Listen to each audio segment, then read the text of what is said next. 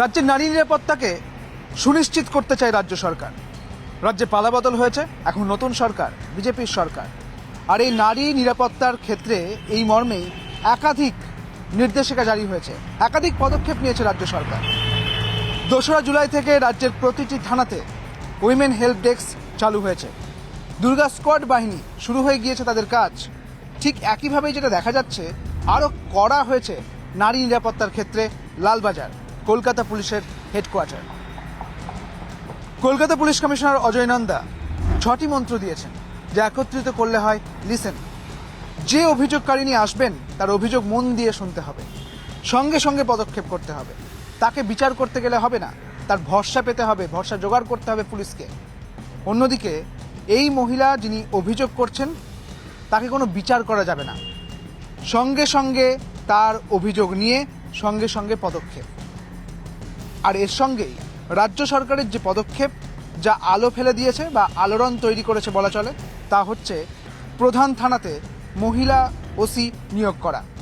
এর আগে মহিলা ওসি ছিলেন, কিন্তু সেটা মহিলা থানার ক্ষেত্রে। আর এবার প্রধান থানার ক্ষেত্রেই মহিলা অফিসার ইনচার্জ নিয়োগ করা হয়েছে। 2010 সালে বামফ্রন্টের আমলে এই মহিলা ওসি একজনকে নিয়োগ করা হয়েছিল, কিন্তু তারপর থেকে আর হয়নি। প্রায় 15 বছর পর আবারও নতুন করে প্রধান থানার ক্ষেত্রে মহিলা ওসি নিয়োগ করা হয়েছে। সরসুনা থানাতে মহিলা ওসি নিয়োগ করা হয়েছে রূপা সিং, তিনি দায়িত্ব পেয়েছেন।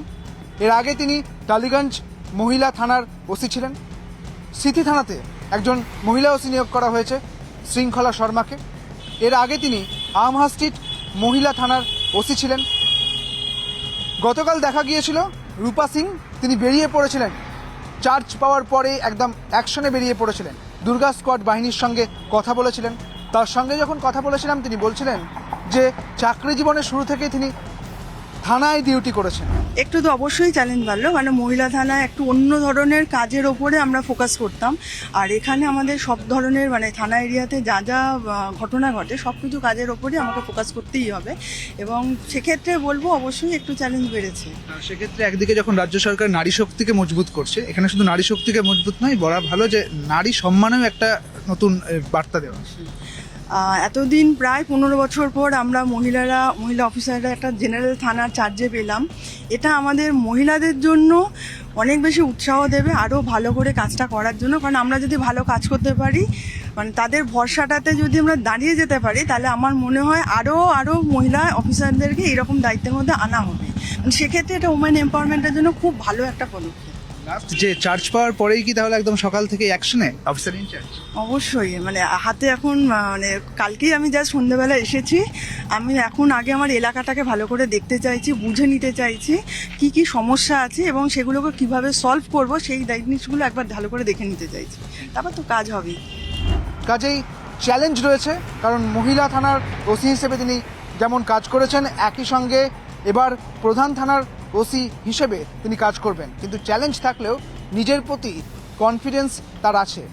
তিনি বলছেন এলাকাটা পুরো ভালো করে দেখে নিতে চান, তাই চার্জ পাওয়ার পরেই অফিসার ইনচার্জ একেবারে অ্যাকশনে নেমে পড়েছেন।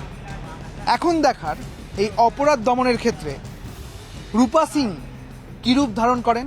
ঠিক একইভাবেই আইন শৃঙ্খলা রক্ষার ক্ষেত্রে সিথি এলাকায় শৃঙ্খলা শর্মা কতখানি সুশৃঙ্খল হয়ে ওঠেন, এই সব বিষয়ে কিন্তু নজর থাকবে। নারী নিরাপত্তাকে জোরদার করা যেরকম লক্ষ্য, নারী শক্তিকে জোরদার করা যেরকম লক্ষ্য, একই সঙ্গে নারী সম্মানেও জোর দিয়েছে এই সরকার, বিজেপির সরকার, নতুন সরকার। ক্যামেরায় খোকন দাসের সঙ্গে সুদীপ্ত সেন, নিউজ 18 বাংলা, কলকাতা।